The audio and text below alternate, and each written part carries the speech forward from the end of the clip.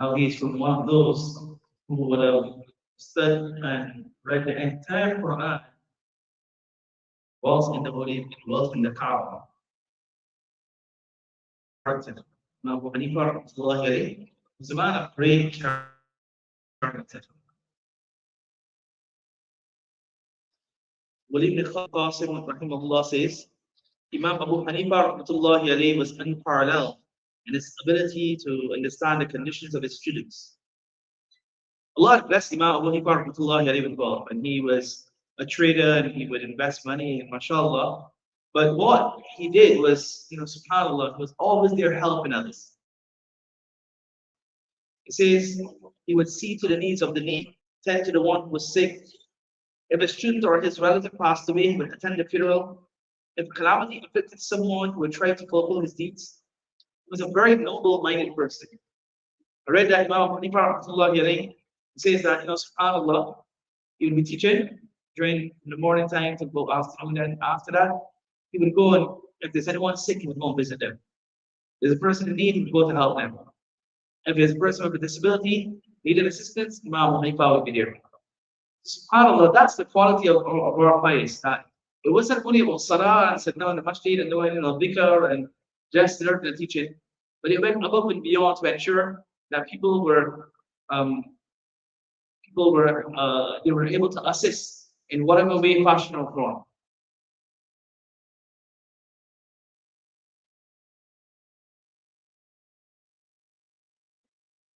He says that relates to one side of the masjid and began percent of cities. Imam Hanifa rahmatullahi Imam Rahmatullahi alayhi neither cited him, paid any heed to him, nor any reply. And he even prevented him from saying anything to him. When he completed delivering the lesson and he stood up, the person followed him. When he reached the door of his house, he said, "Oh young man, this is my house. If you want to continue speaking, do so without fear." That was a forbearance. So he didn't worry, he didn't say anything, let's keep talking, let's keep talking, let's keep talking. And then when he reached home, he said, "I'm going inside. You have anything else to say? Otherwise, let me go." SubhanAllah, that's what we call tolerance. Usually we're quick to jump onto someone's case, anybody says anything harsh to us, we're quick to give a reply to Allah to give us all of this. There's a lovely incident about Imam Abu Hanifa rahmatullahi and his mother. Imam Abu Hanifa himself says that I would take my respected mother to the assembly of Umar ibn al-Ghab. And on return from it, if she had any doubt about any aspect of the talk, she would send me to ask him about it. He says, he's the Imam, right? And he's taking his mother. His mother said, "Oh, I want to go there." Like that's fun. He says, when you were, the mother sometimes would say, "Okay, ask him this question." He said, "If I were to explain the matter to her," she said, "No, I want to hear from him. I want to hear from him. Go and find out from him." And I'm saying to him that my mother seeks explanation concerning this issue.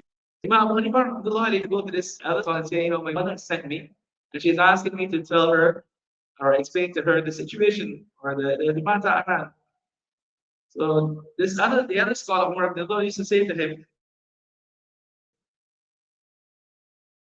"Why are you asking me? Much more knowledgeable than me. You're asking." He would say, "Listen, my mother has told me."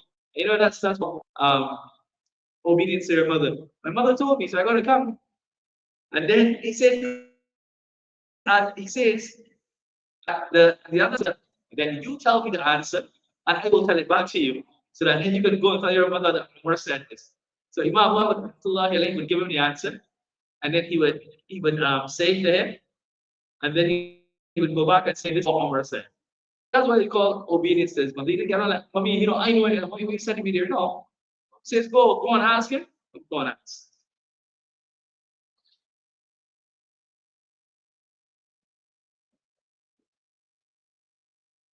One scholar, one person mentioned that he possessed 10 such qualities, which if just one of them is found in the person, he would become the leader and Bhula of his people. 10 great qualities, right? They are piety, number one, rectitude, so moral standing and moral goodness, juristical acumen, seeing to the needs of people, always turning his attention to things of benefit, remaining silent most of the time, correctness in speech, helping the one who is afflicted irrespective of whether he is friend or foe, self-respect, correct ponder and reflection. These 10 qualities he said. A person has one, he'll rule or leader. Amazing incident regarding him and his tolerance again. He says that he had a Jewish neighbor, and this neighbor's toilet wastewater used to fall into the house of Imam Abu Hanifa. Imam Abu Hanifa, he would sweep it out daily and he would throw it into the dump.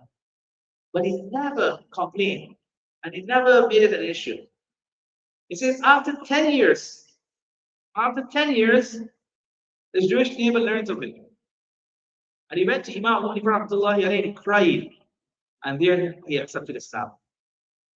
So our scholars, subhanAllah, it wasn't just about praying salah, giving zakat, fasting, hajj. They had qualities. And that's why it's essential for us to understand that we bring those qualities into our life. Those lovely qualities of caring for people, right? Ready to help people in any way, fashion, or form. Being there for people, having that shoulder to cry upon, right? I've mentioned this in the duruus in the morning over and over again. Nowadays, if it's not that people are, alhamdulillah, there are many people who are blessed, they're not in need of money. What they're in need of is love. They're in need of someone just to talk to them, someone to say salam to them, someone to smile at them, right? In this world in which everyone is just busy going about their day-to-day lives, not caring of anything or anyone, let's be that individual who cares. Let's be that people who show a bit of concern. And inshallah, if we do that, we'll see much goodness in our community, in our society, in our lives.